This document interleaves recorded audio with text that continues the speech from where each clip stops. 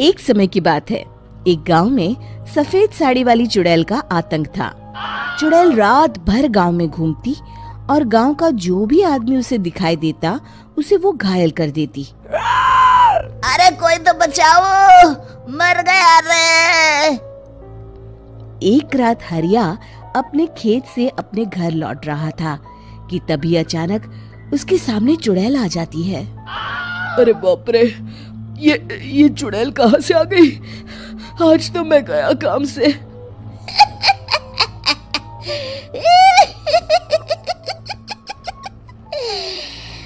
आज मुझे मेरा शिकार मिल गया। अरे चुड़ैल दीदी, मुझे छोड़ दो। जैसे ही चुड़ैल हरिया की तरफ बढ़ती है, हरिया वहाँ से भाग जाता है और अपने घर के दरवाजे पे पहुँचता है। अरे भगवान, जल्दी से दरवाजा खोलो, मेरे पीछे चुड़ैल पड़ी है। हरिया की पत्नी जल्दी से दरवाजा खोल देती है। अरे आप इतना हाफ क्यों रहे हैं? अरे मेरे पीछे चुड़ैल पड़ी है, आज तो मैं बाल बाल बच गया। जल्दी से सभी दरवाजे और सभी खिड़कियों को बंद करके बत्ती बुझा दो। तभी चुड़ैल हरिया के घर के पास पहुंच जाती है। अरे वो आदमी कहाँ गायब हो गया?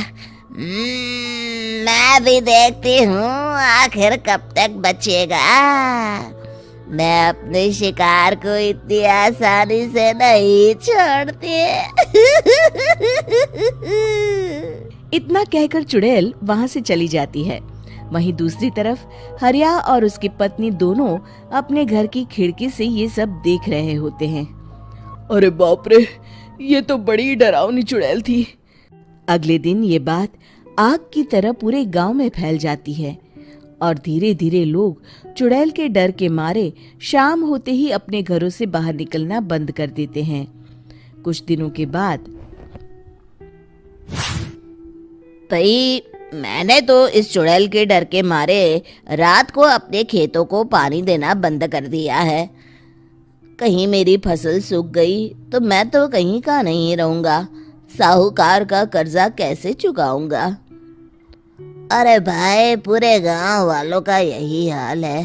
पता नहीं ये चुड़ैल हमारे गांव में कहां से आ गई। फिर एक दिन गांव के पास वाली नदी के किनारे एक बहुत बड़े तांत्रिक के आने की बात कुछ गांव वालों को पता चलती है। वो लोग जाके ये बात गांव के मुखिया को बताते हैं। मुखिया जी, नदी के किनारे एक बहुत ही पहुंचे हुए तांत्रिक बाबा आए हैं। हमें उनसे मदद मांगनी चाहिए। मैंने सुना है वो बड़े बड़े भूतों और चुड़ैलों को अपने वश में कर लेते हैं। मुखिया जी सभी गांव वालों को लेकर उस तांत्रिक के पास पहुंच जाते हैं। ओम फट स्वाहा, ओम फट स्वाहा। तभी तांत्रिक अपनी बंद आंखों को खोलकर कहता है, क्या बात है? तुम सब लोग यहाँ क्यों आए हो? मुखिया जी उस तांत्रिक को सारी बात बता देते हैं। अच्छा, तो ये बात है। और तांत्रिक अपनी आंखों को बंद कर लेता है। मैं देख रहा हूँ तुम्हारे पूर्वजों ने बहुत पाप किए थे, जिससे ये गांव अब श्रापित हो चुका है। उसी के फल स्वरूप तुम्हारे गांव में चुड़ैल आई है। ये चुड़ैल बहुत खतरनाक है, ये किसी को नहीं छोड़ेगी। हे भगवान, मर गए रे, अब क्या होगा? तभी गांव के मुखिया जी कहते हैं, बाबा, इस चुड़ैल से हम सबको बचा लीजिए। कोई तो उपाय होगा। इसका सिर्फ एक ही उपाय है। सभी गांव वालों को बारी बारी हर दिन अपनी आधी फसल उस पहाड़ी के ऊपर बनी काली गुफा में छोड़ के आनी होगी। तभी उस चुड़ैल की भूख मिटेगी और श्राप का प्रभाव खत्म हो जाएगा और तुम सब जिंदा बच जाओगे। सभी गांव वाले उस तांत्रिक की बात को मान लेते हैं और वहां से चले जाते हैं। फिर अगले दिन से रोज उस गांव के लोग बारी बारी से अपनी आधी फसल उस काली गुफा के पास जाकर रखाते। कुछ दिनों बाद हरिया की बारी आती है। बाप रे, आज तो मेरी बारी है उस काली गुफा में जाने की। क्या करूं, वो तो बड़ी खतरनाक चुड़ैल है। मेरे तो हाथ पैर कांप रहे हैं। फिर हरिया डरते डरते अनाज की बोरियां अपनी बैलगाड़ी में लाद देता है। तभी हरिया की पत्नी उससे कहती है, देखो जी, संभल के जाना और किसी भी हालत में शाम होने से पहले वापस आ जाना। उस चुड़ैल का कोई भरोसा नहीं है जी। हरिया बैलगाड़ी में बैठते हुए कहता है, भगवान, मैं क्या वापस आऊंगा? लगता है अब तो मेरी खबर ही आएगी। इतना कहकर हरिया वहां से चला जाता है।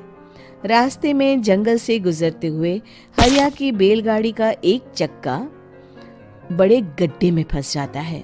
हे भगवान, अब ये क्या मुसीबत है? हरिया नीचे उतर के पूरी ताकत से अपनी बैलगाड़ी को गड्ढे से निकालने की कोशिश करता है।